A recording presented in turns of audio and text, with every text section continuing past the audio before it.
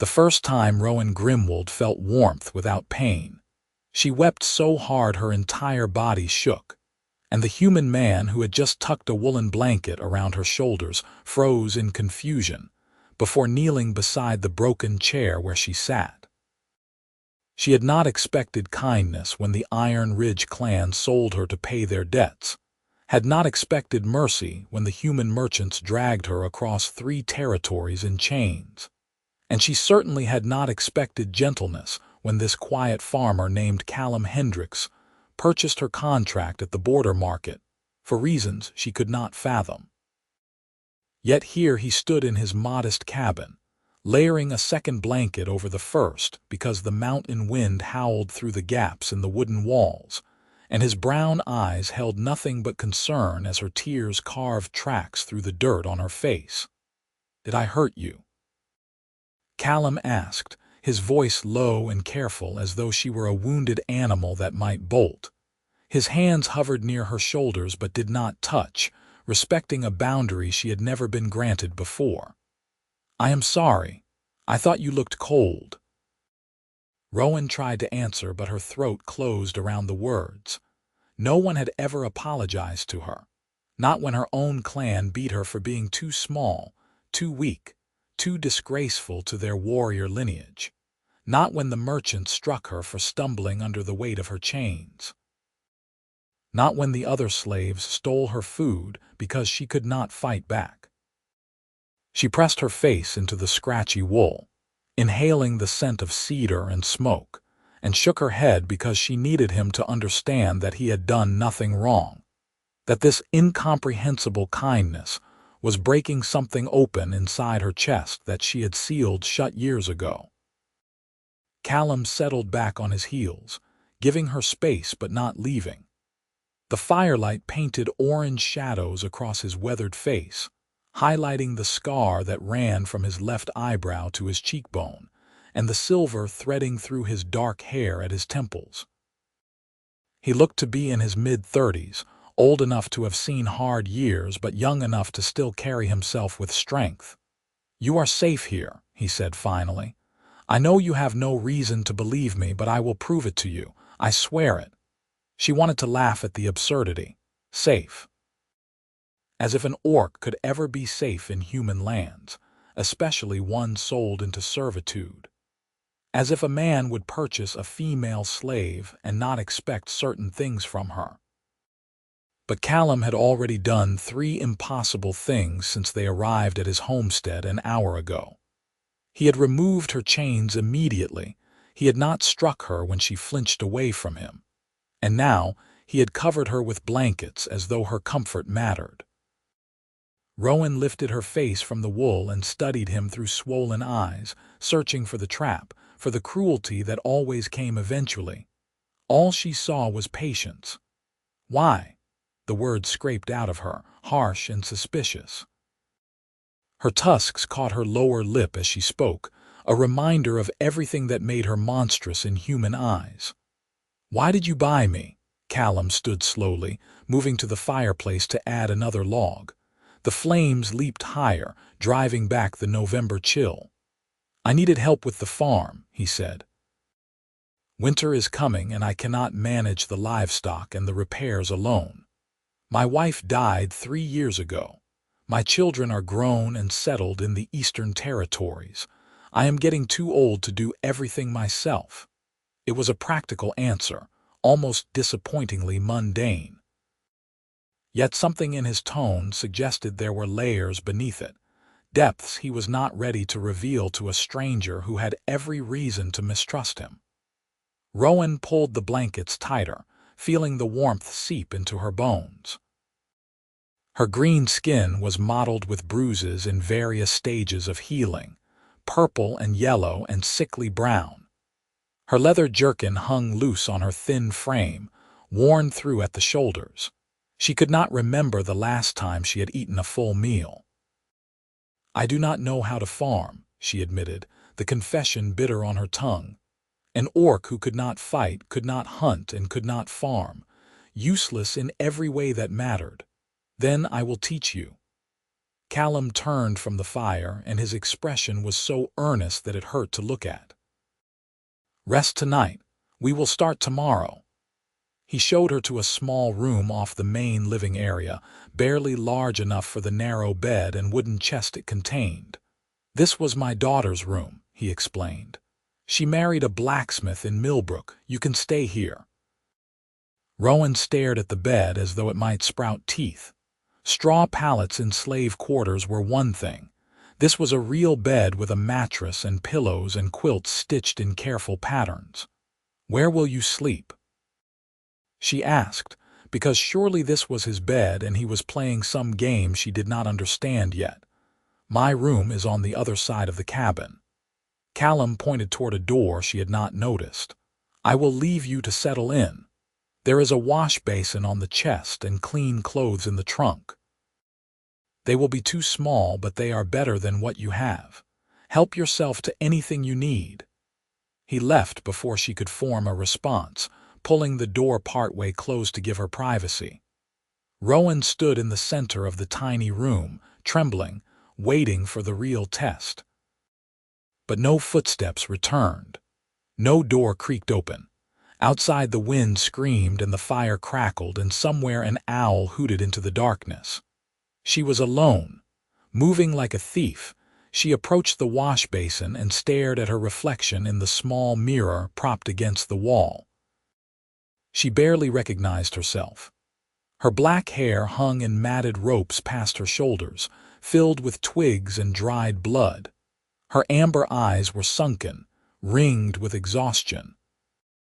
Her tusks, which had always been small by orc standards, protruded just past her upper lip, chipped from the time she had been hit in the face. She looked feral, broken. She looked like something that should be put out of its misery, but Callum had wrapped her in blankets, had promised to teach her, had given her a room with a real bed. Rowan dipped her hands into the basin, gasping at the shock of clean water, and began to wash. The water turned gray, then brown, then black as she scrubbed away layers of grime.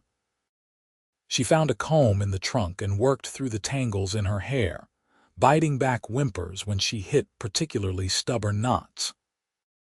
The clothes were indeed too small, meant for a human woman, but she found a wool dress that stretched enough to cover her and thick stockings that came to her knees. When she finally collapsed onto the bed, her body sank into softness she had forgotten existed. She pulled every blanket over herself, creating a cocoon, and let the tears come again because she did not know what else to do with the ache in her chest. Morning arrived gray and cold, light filtering through frost-covered windows. Rowan woke to the smell of cooking food, her stomach cramping with hunger so intense it bordered on pain. She emerged from the small room to find Callum at the stove, stirring a pot of porridge. The table was set for two. "Good morning," he said, as though having an orc emerge from his daughter's bedroom was the most natural thing in the world. "I hope you slept well. Breakfast is almost ready." She had not slept well. She had startled awake every hour, certain that someone would burst through the door. But she had slept, which was more than she managed most nights. "Thank you," she managed, the words foreign on her tongue. How long had it been since she had reason to thank anyone? They ate in silence, Callum seemingly content to let her adjust at her own pace. The porridge was thick with honey and dried berries, the first sweet thing she had tasted in months. Rowan forced herself to eat slowly, even though everything in her screamed to devour it before it could be taken away. When her bowl was empty, Callum refilled it without comment. And then again when she finished the second helping. "The chickens need feeding," he said eventually, pushing back from the table. "The goats need milking. There is a fence on the north pasture that needs mending before the snow comes. I will show you around the property, and we can decide what tasks suit you best." The farmstead was larger than it appeared from the cabin. There was a barn that housed 2 milk cows, 6 goats, and an elderly horse named Copper. There were chicken coops and pig pens and a root cellar dug into the hillside. There were fields that had been harvested already, the earth turned and waiting for spring. There were wood piles that needed splitting, and a well that needed its rope replaced, and 100 other small jobs that accumulated when one person tried to manage everything alone. Callum explained each task with patience, demonstrating techniques and answering her hesitant questions. He did not comment on her obvious ignorance, did not mock her when she struggled to milk the goats, did not lose his temper when she spooked the chickens and they scattered across the yard. He simply showed her again, his hands moving with practiced efficiency, and encouraged her to try once more. By midday, her muscles burned from unfamiliar work, and her hands were blistered from gripping tools wrong. But she had fed the chickens successfully, had managed to coax a half bucket of milk from the most patient goat, and had stacked an entire cord of firewood against the cabin wall. Callum praised each accomplishment as though she had slain a dragon, and something small and fragile began to unfurl in her chest. They fell into a routine over the following weeks. Wake before dawn, tend the animals, complete whatever project Callum had planned for the day, eat meals together, sleep in separate rooms. He never asked about her past, and she did not volunteer the information. The present was complicated enough without dragging the weight of her history into it. The first snow came in early December, fat flakes that blanketed the world in white silence. Rowan stood in the yard, face turned up to the sky, and felt the cold kiss of snowflakes on her skin. Winter had always meant suffering before, frozen fingers and empty bellies, and the knowledge that the weak would not survive to see spring. But now there was a warm cabin waiting. There were stores of food in the cellar. There were blankets and a soft bed and a man who made sure she ate enough. "You should come inside," Callum called from the doorway. "You will catch your death standing out there." She turned to find him silhouetted against the golden light spilling from the cabin, and her breath caught. When had he become handsome to her? When had the sight of him started to make her heart beat faster? He was just a human, just her owner, technically, though he never acted like it. Just a lonely farmer who needed help with his chores. Except he was more than that, and had been from the moment he tucked a blanket around her shoulders. "I have never seen snow like this," she said, because she needed to say something, and the truth was easier than examining the feelings growing inside her. "It is beautiful." Callum smiled, and the expression transformed his entire face. "My wife used to say the same thing. Every year first snow she would drag me outside to watch it fall." His smile faded into something more melancholy. "I miss that." Rowan walked toward the cabin, snow crunching under her boots. "Tell me about her." They sat by the fire while the world turned white outside, and Callum spoke of his late wife Margaret. How they met at a harvest festival when they were both 17. How she laughed like wind chimes and made the best apple pie in 3 territories. How she gave him 2 sons and a daughter. How she turned the rough cabin into a home. How she died from a fever that came on so fast he could not save her despite riding through the night to fetch a healer. "I buried her on the hill behind the barn," he said quietly, "where she can see the sunrise. She loved mornings." He stared into the flames, lost in memory. "I thought about selling the farm after, moving east to be near the children, but this place has her fingerprints all over it. I could not leave." Rowan understood loss, though hers came in different shades. "My mother died when I was young," she heard herself say. "Childbirth. The baby died too. My father blamed me somehow, said I had cursed her with my weakness. He was a war chief, expected all his children to be warriors. I was small and clumsy, and I could not fight worth a damn." The words kept coming, spilling out like water from a broken dam. "He sold me to another clan when I was 14. They used me for labor, beat me when I was too slow. Eventually, they sold me to pay gambling debts. I have been sold 4 times now. You are the 5th owner." Callum's jaw tightened. "I am not your owner. You are not property. The law says differently. Then the law is wrong." He turned to face her fully, intensity burning in his eyes. "You are a person, Rowan. You deserve dignity and respect and kindness. What was done to you was monstrous, but you are not the monster in that story." Something broke open inside her chest, the same sensation as that first night but sharper, deeper. She wanted to believe him, wanted to accept the version of herself reflected in his words. But decades of cruelty had carved lessons into her bones, truths she could not simply ignore. "Why are you kind to me?" The question emerged raw and desperate. No one is kind without wanting something. Callum was quiet for a long moment, the fire crackling between them. "My wife made me promise something before she died," he said finally. "She said the world had enough cruelty in it and that I should add light where I could. Small kindnesses, helping where help was needed." He met her eyes. "When I saw you in that market, saw how they treated you, heard how little they valued your life, I thought of Margaret, thought of what she would want me to do. So I bought your contract and brought you here, and I have tried my best to give you the life you deserve. I was supposed to be labor. You are a person who deserves better than she was given." Rowan turned away, unable to hold his gaze, her hands twisted in her lap, rough and scarred from work and abuse. "I do not know how to be that. A person, I mean. I have been property for so long." She felt him move closer, felt the warmth of him beside her on the bench. His hand covered hers, careful and gentle, and she did not pull away. "You learn," he said softly. "One day at a time. One kind act at a time. You remember that you matter."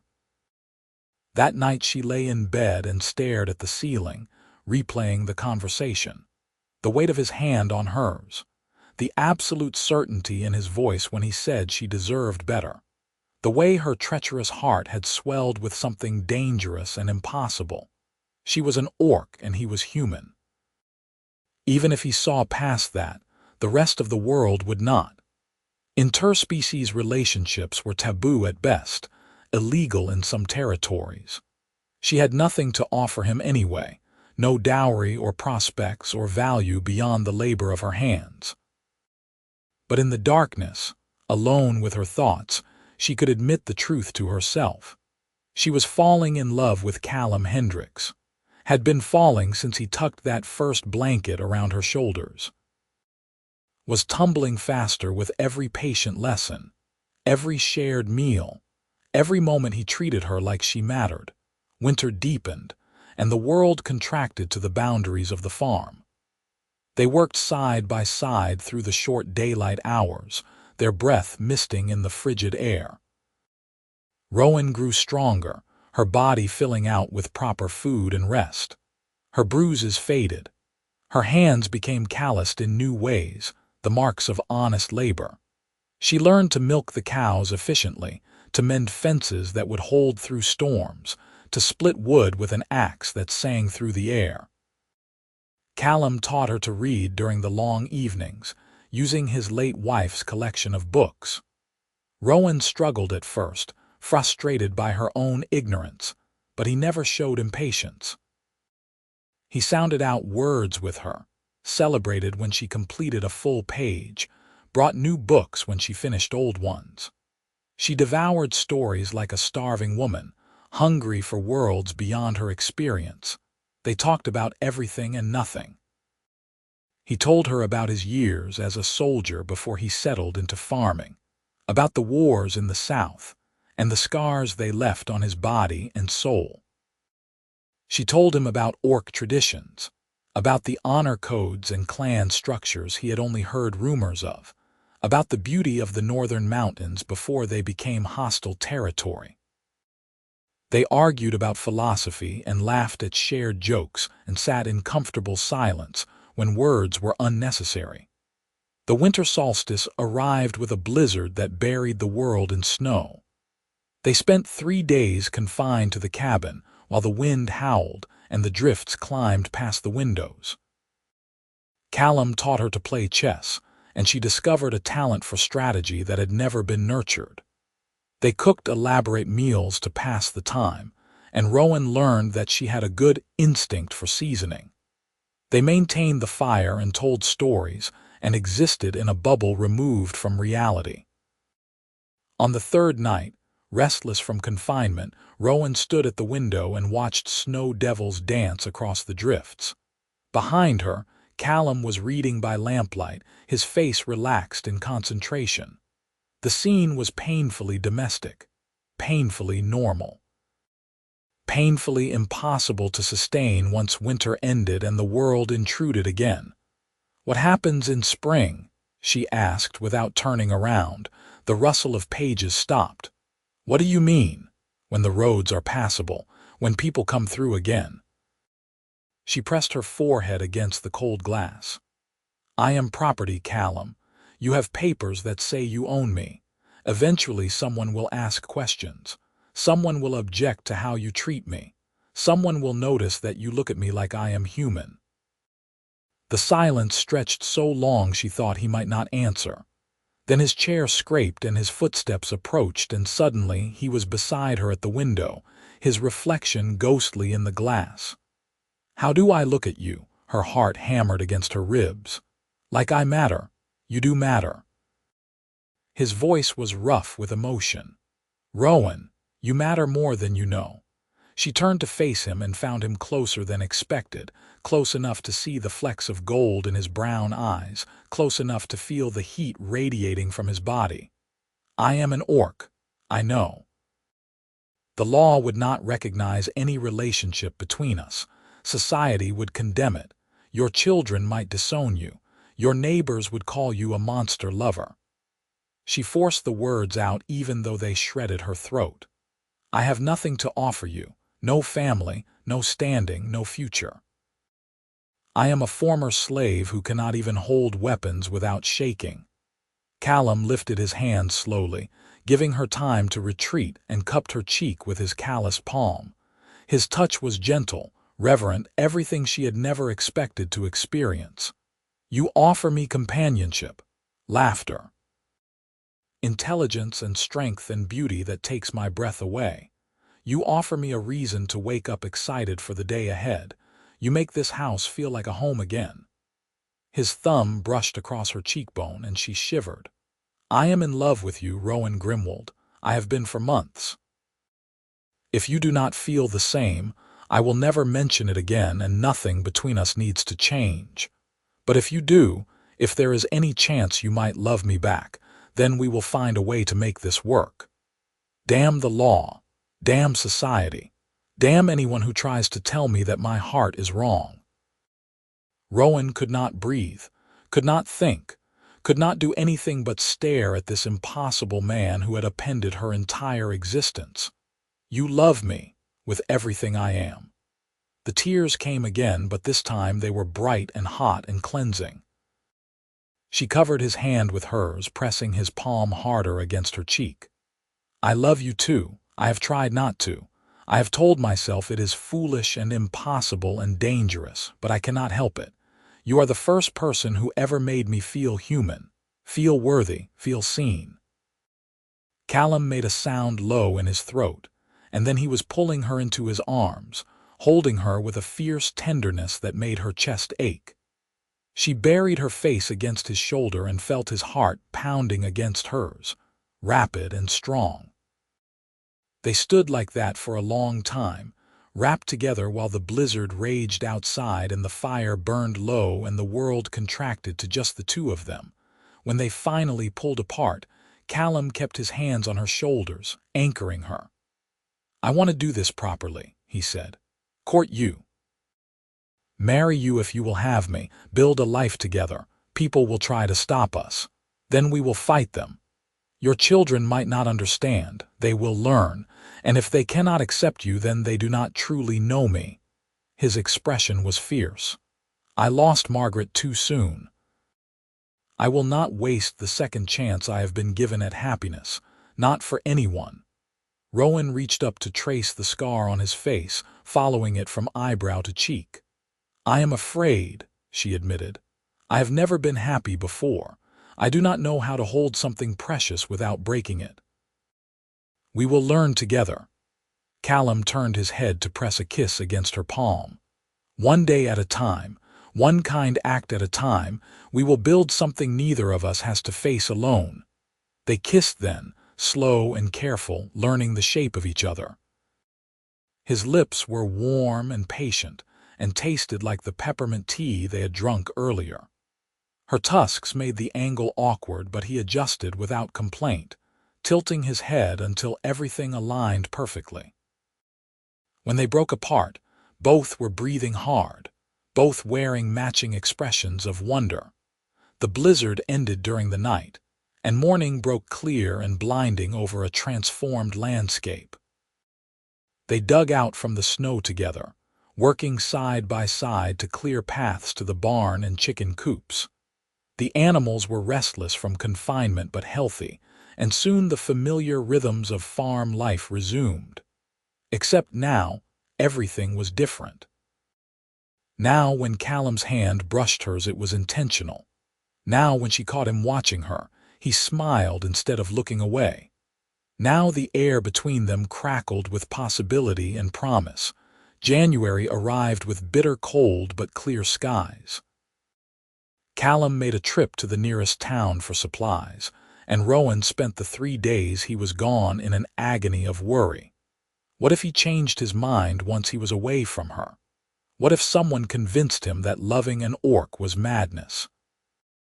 What if he simply never came back and she was left alone again, having tasted happiness only to have it ripped away? But he returned at sunset on the 3rd day, riding Copper through the snow with saddlebags full of goods. Rowan met him in the yard, unable to hide her relief, and he dismounted in a rush to pull her into his arms. "I missed you," he said against her hair. "I could barely stand being away. I was afraid you would not come back. Never. I will always come back to you." He pulled away just far enough to reach into his coat pocket. "I brought you something." The small wooden box held a ring, simple silver with a single green stone that caught the fading light. "It is jade," Callum explained. "I thought it matched your eyes and your skin." He took the ring from the box, his hand steady despite the cold. "Rowan Grimwald, will you marry me? Will you be my wife, my partner, my family? Will you help me build a life worth living?" She stared at the ring, at his hopeful face, at the future he was offering. Every rational part of her screamed that this was impossible. But she had learned something important over the past months.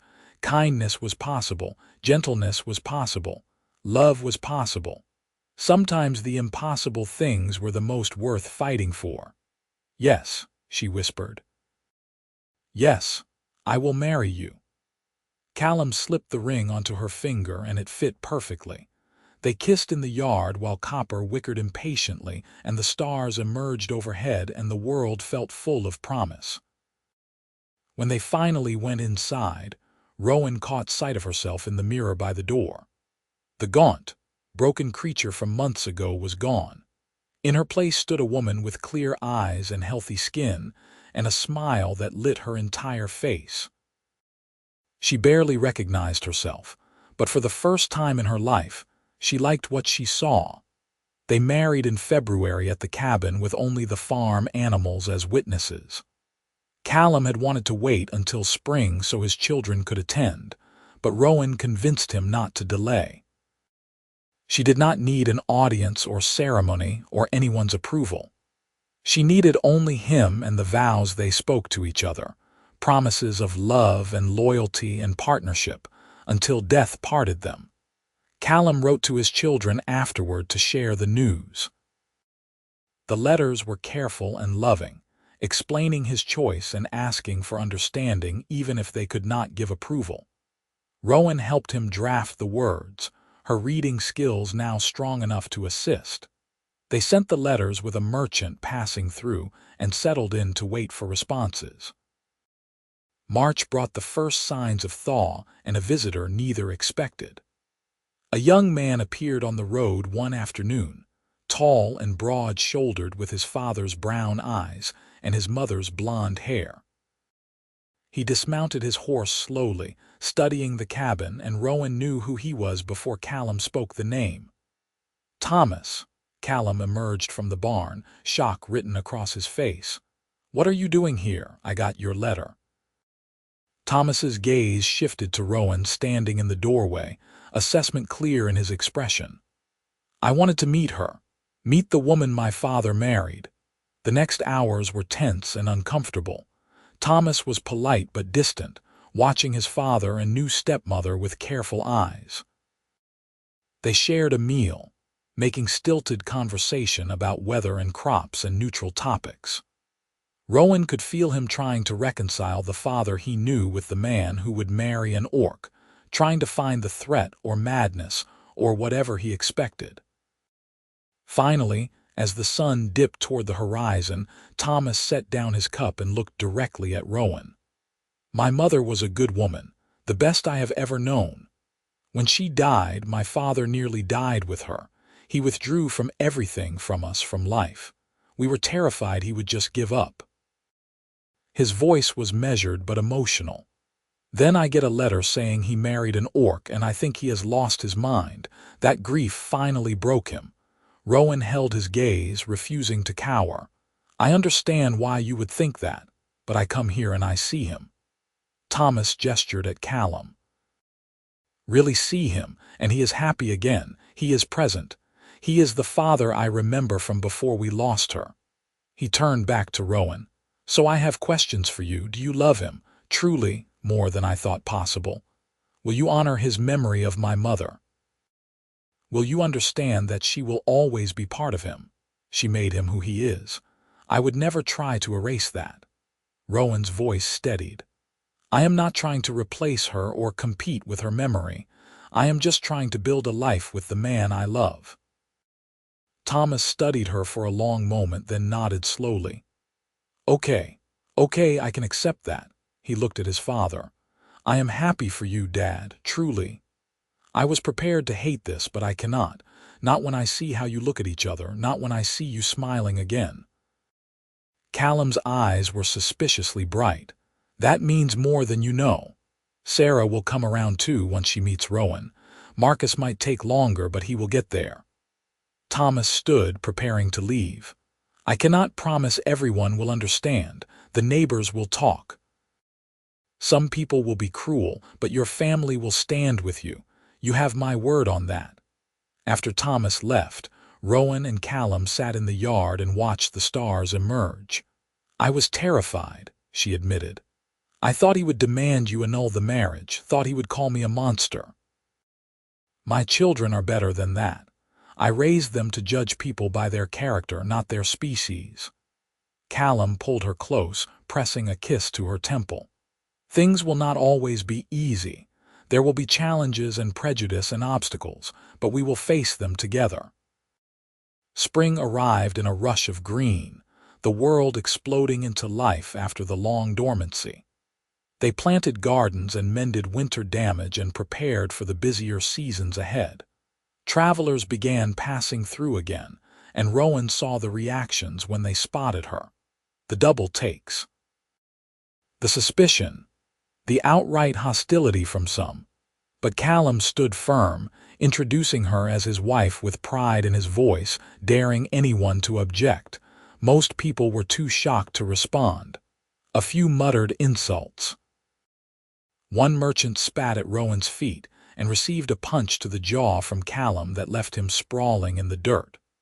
Word spread through the territory about the human farmer who married an orc, and opinion was divided.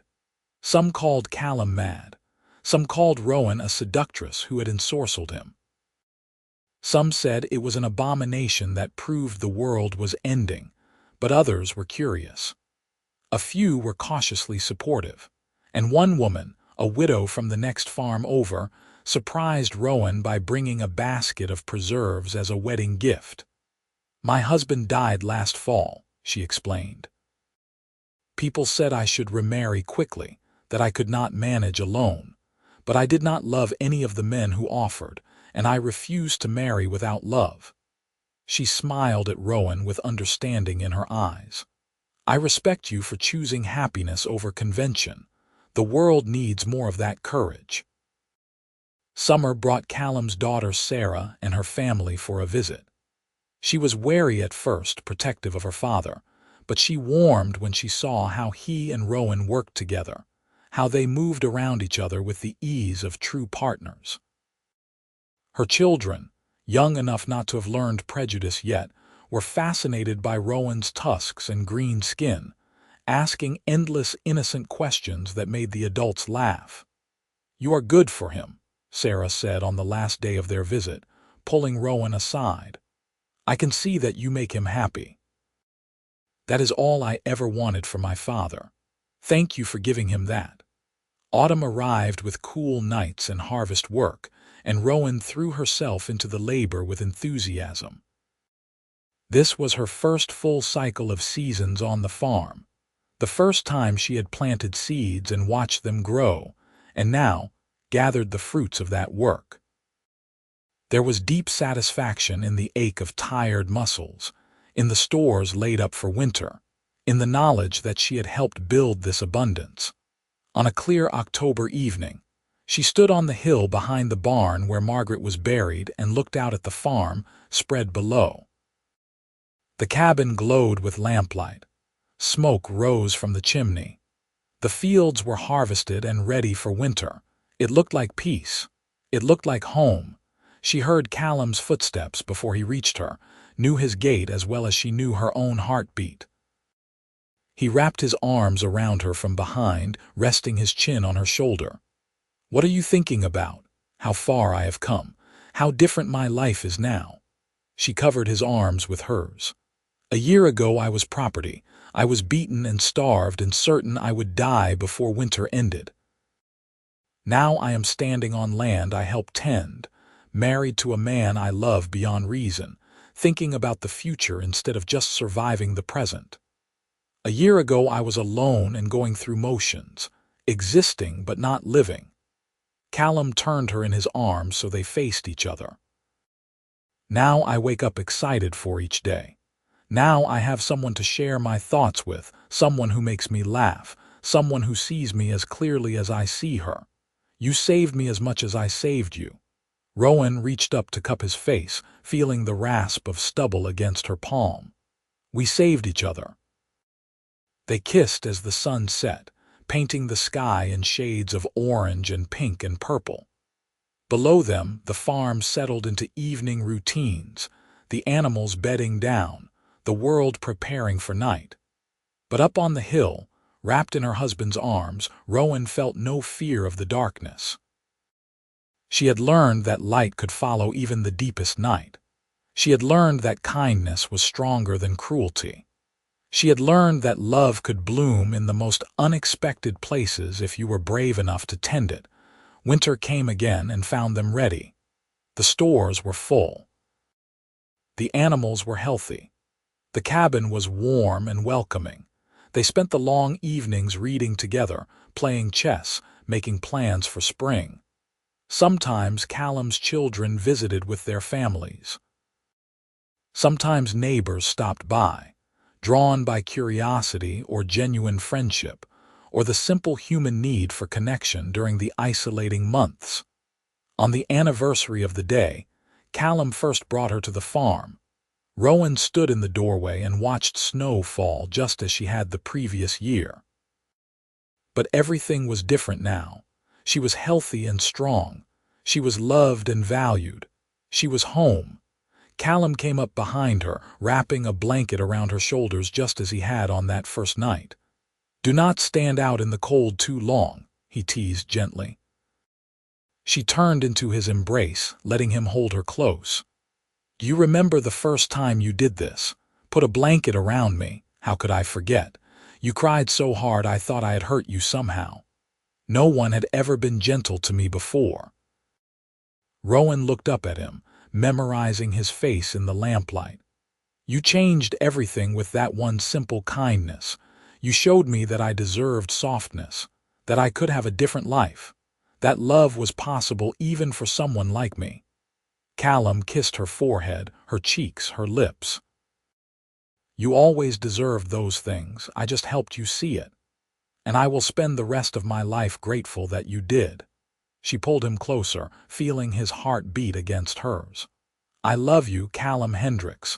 Thank you for choosing me. Thank you for seeing me. Thank you for tucking a blanket around a broken orc girl and treating her like she mattered. You do matter. You always will. He held her like she was precious, like she was treasured, like she was exactly what he wanted. And I will spend every day proving that to you, for the rest of our lives. I promise. Outside the snow fell steadily, blanketing the world in white. But inside the cabin it was warm and bright, filled with the kind of love that comes from choosing each other every single day. Rowan closed her eyes and let herself believe in impossible things. Let herself accept that she was worthy of happiness. Let herself sink into the future they were building together, one gentle moment at a time. She was home. She was loved. She was enough, and that made all the difference.